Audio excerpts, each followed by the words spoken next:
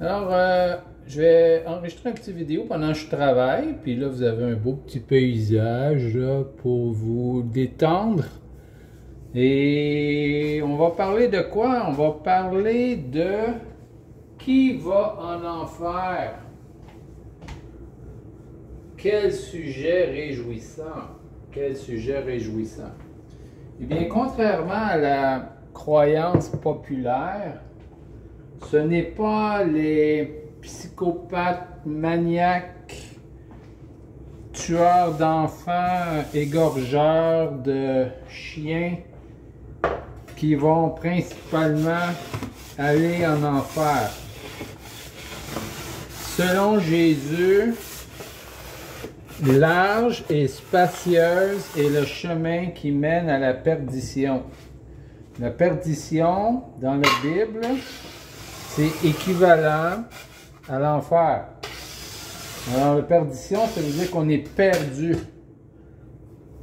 Versus être sauvé. Jésus étant le sauveur qui va nous sauver de l'enfer. Pour ceux qui placent leur confiance en lui. Et la confiance en lui, ça veut dire de le suivre. Ça veut dire de mes enfants, mes brebis entendent ma voix et elles me suivent.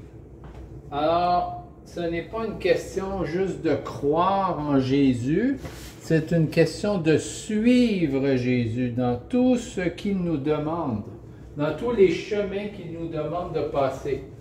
Il nous demande de le suivre. Et bien sûr, le Nouveau Testament nous enseigne l'enfer. La parabole de Lazare et du riche nous donne une bonne description de ce qu'est l'enfer. Si vous ne la connaissez pas, elle est, j'y vais par cœur, soit Luc 16 ou Luc 18. Et ce qui est intéressant dans cette parabole, c'est que nous avons deux personnages ici. Un qui est nommé par son nom, Lazare, et l'autre qui n'est pas nommé, mais identifié comme étant un riche. Et le riche, lui, ce qui est particulier, c'est qu'il a vécu une très belle vie sur la terre. Très, très, très belle. Et Lazare a vécu une vie misérable. Et il a été malade, il avait, je crois, la lèpre. Il était pauvre, il était affamé. Et il n'était pas, certainement pas, selon les critères d'aujourd'hui, béni de Dieu.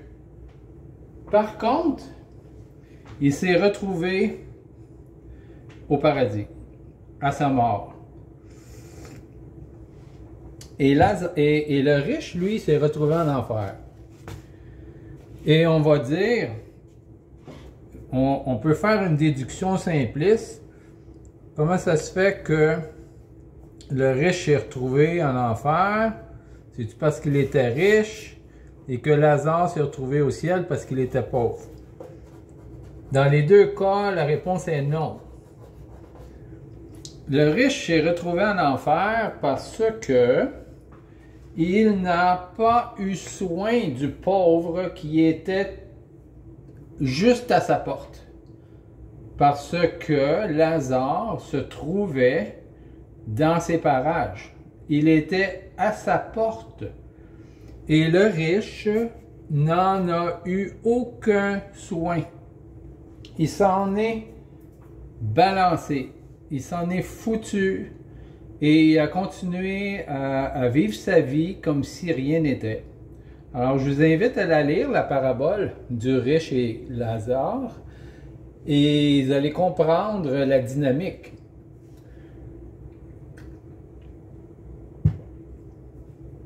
Un autre qui va se retrouver en enfer, probablement, c'est Pilate. Ponce Pilate. Alors, Ponce Pilate, Jésus lui a dit, parce que Ponce Pilate il a demandé, est-ce que tu es roi?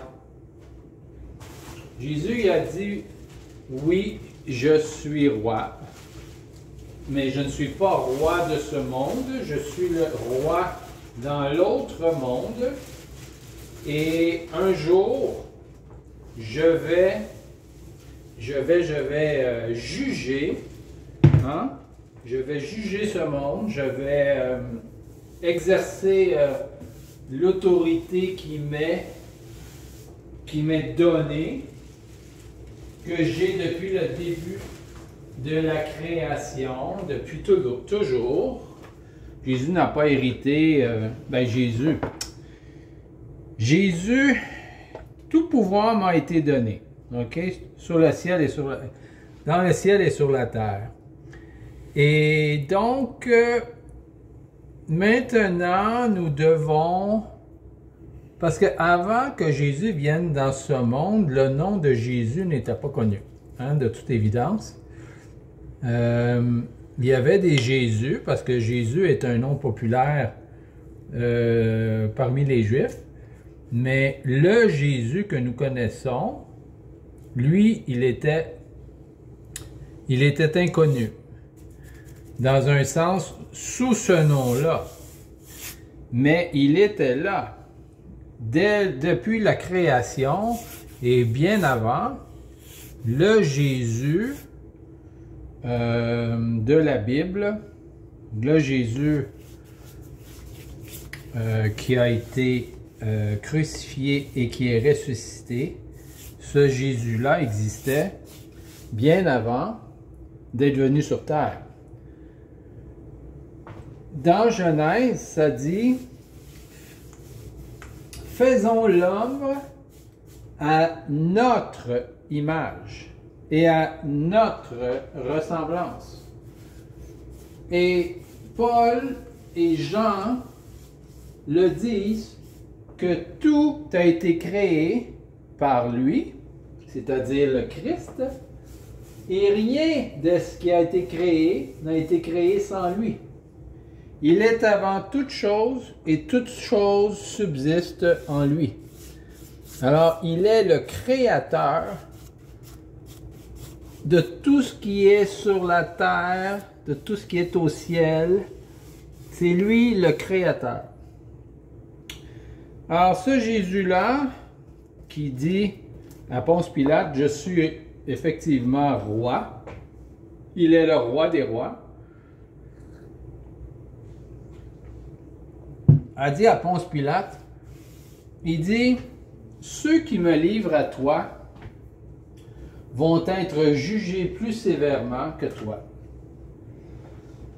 Alors, c'est-à-dire les Juifs qui l'ont livré à Ponce Pilate, parce que sous la loi juive, ils ne pouvaient pas crucifier Jésus, et eux, étant des psychopathes qui détestaient Jésus, voulaient le voir souffrir au maximum, parce que Jésus a souligné leur péché devant tous. Il les a humiliés dans un sens. Il les a exposés pour ce qu'ils sont. Ils étaient des voleurs, des psychopathes, des profiteurs, etc. Alors, ces Juifs qui ont livré Jésus à Ponce Pilate, selon Jésus, vont être jugés plus sévèrement. Alors, il y a des niveaux de jugement au ciel. Il y a des niveaux de jugement au ciel. Il y en a qui vont être jugés très sévèrement et il y en a qui vont être jugés moins sévèrement. Mais dans tous les cas, l'enfer est éternel. Donc, tu vas souffrir énormément pendant toute l'éternité si tu te retrouves là. Et tu vas souffrir un peu pendant l'éternité si tu te trouves là aussi. mais dans tous les cas, c'est éternel. Et le simple fait que ça soit éternel, c'est déjà l'enfer. Parce que de se retrouver dans un endroit qui est sans issue, sans sortie, sans espoir, juste ce fait-là, c'est un enfer.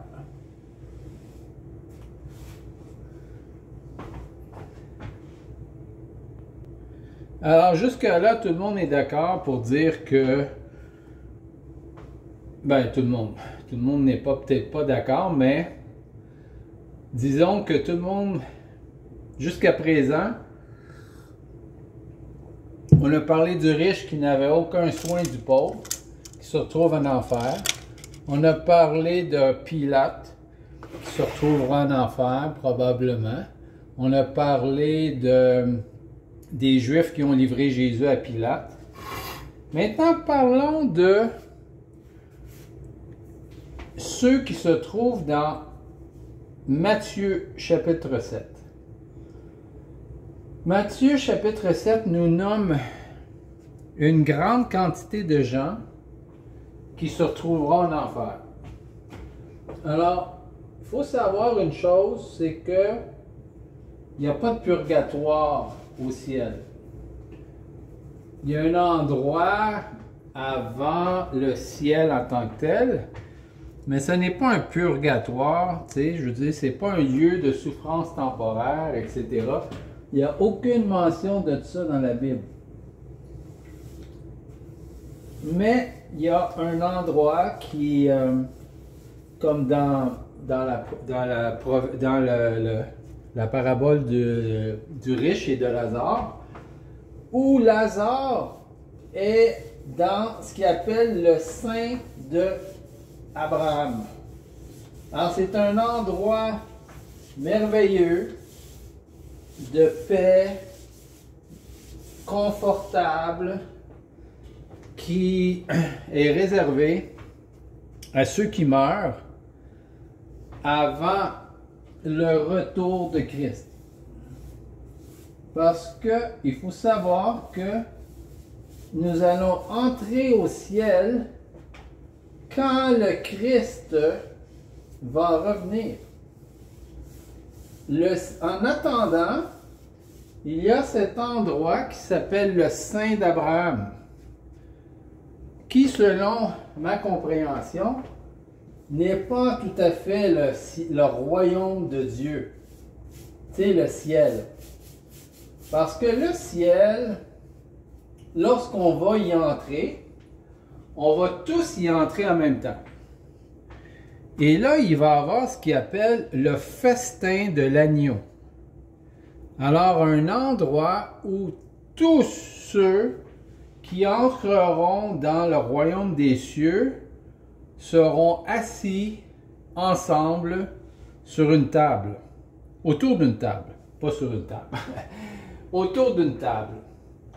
Et là, il y aura ce qui appelle, ce qui est appelé dans l'Apocalypse, le grand festin de l'agneau. Ce sera le plus grand festin de tous les temps. C'est bien entendu, il y aura des milliards, ou au moins plusieurs millions d'individus. Alors, pour revenir à ceux qui ne seront pas au festin de l'agneau, à ceux qui n'entreront pas dans le royaume des cieux, et malheureusement, ceux qui n'entreront pas dans le royaume des cieux n'auront pas accès au festin, ça c'est sûr. Et malheureusement, le seul autre endroit qui reste pour eux sera l'enfer.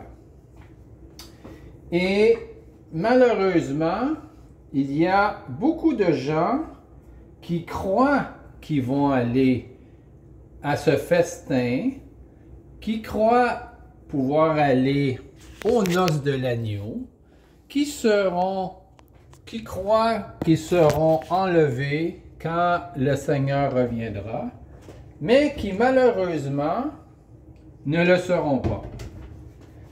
Ce sont des croyants, entre guillemets, ce sont des gens qui croient en Dieu, qui croient même en Jésus, qui croient que Jésus est le Seigneur, voyez-vous, mais malheureusement, ils n'entreront pas au royaume des cieux. Et pourquoi n'entreront-ils pas au royaume des cieux? Eh bien, Jésus l'explique dans Matthieu 7, à partir du verset 21 jusqu'au verset 23. Il dit: plusieurs de ceux qui me disent Seigneur, Seigneur, n'entreront pas dans le royaume des cieux. Quelle phrase tragique!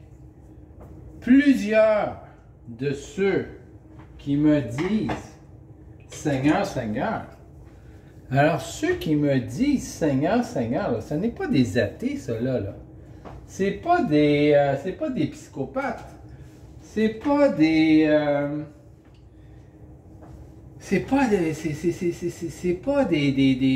Ponce Pilate puis des pharisiens. C'est rien de ça. Ce sont des soi-disant chrétiens, des croyants, des gens qui croient que Jésus est le Seigneur. Et ces gens-là, selon Jésus, encore une fois, parce que ce n'est pas notre interprétation, ce sont les paroles de Jésus. Tu sais, on prend pas de décision, nous. C'est pas nous qui prenons les décisions de qui entre, de qui n'entre pas au ciel. C'est Jésus, c'est Dieu qui décide ça. Et Dieu a décidé que ceux qui pratiquent l'iniquité, qui vivent dans l'iniquité, n'entreront pas dans le royaume des cieux. Alors, il y a deux choses à comprendre là-dessus. D'abord, il faut comprendre qu'est-ce que l'iniquité. Je ne sais pas si je vais prendre le temps de l'expliquer, mais c'est comme quelque chose d'extrêmement important à comprendre. Et je ne sais pas pourquoi il n'y a pas plus de pasteurs que ça qui l'expliquent. Parce que votre vie éternelle en dépend. Votre vie éternelle en dépend. Éloignez-vous de moi, vous qui pratiquez l'iniquité. C'est ce que Jésus a dit dans le verset 22, 23, 21 du chapitre 7 de Matthieu. Éloignez-vous de moi. Je ne vous ai jamais connu. Éloignez-vous de moi. Vous n'entrerez pas dans le royaume des cieux. Vous qui pratiquez l'iniquité. Alors, on sait dans la Bible, par Éphésiens 2, que ce n'est pas par les œuvres qu'on est sauvé, mais par la foi. Alors, si c'est par la foi qu'on est sauvé, que ces gens-là ne sont pas sauvés à cause de leurs œuvres, alors comment expliquer ce passage? Eh bien, la façon que je l'explique, que je la comprends, c'est que ceux qui ne pratiquent pas les œuvres de Dieu ont, en effet, abandonné la foi. Ou ils n'ont jamais eu la véritable foi. Ils ne suivent pas le bon berger. Ils suivent une religion. Ils suivent une croyance. mais ne suivent pas le bon berger. Parce que s'ils suivaient le bon berger, ils pratiqueraient l'équité. Ils pratiqueraient l'équité. Ils ne vivraient pas dans l'iniquité. Le fait qu'ils vivent dans l'iniquité est preuve qu'ils ne suivent pas notre Seigneur. Parce que si on suit notre Seigneur, on va faire les œuvres que le Seigneur veut qu'on fasse. Et, tu sais, il y a un verset qui dit aussi, n'attristez pas le Saint-Esprit. Qu'est-ce que ça veut dire, ça, attrister le Saint-Esprit? Ça veut dire qu'on résiste à la voix du Saint-Esprit. On n'écoute pas le Saint-Esprit. On fait à notre tête. Et ça, c'est attrister le Saint-Esprit. Et si on continue à faire ça, jour après jour, mois après mois, année après année, eh bien, qu'est-ce qui arrive? Eh bien, on éteint complètement la voix du Saint-Esprit. Et là, si on éteint la voix du Saint-Esprit, on éteint la voix de Dieu. Et si on éteint la voix de Dieu, on ne peut plus suivre le Seigneur. On est perdu. On est perdu. Et on marche selon notre entendement, selon notre mentalité. Et ça nous conduit à vivre dans l'iniquité. Et ceux qui vivent dans l'iniquité n'hériteront pas, malheureusement, du royaume des cieux. Relisez Matthieu 7, 21 à 23. Tous ceux qui me disent Seigneur, Seigneur, n'entreront pas dans le royaume des cieux. Seulement ceux qui pratiquent l'équité. Éloignez-vous de moi, vous qui pratiquez l'iniquité.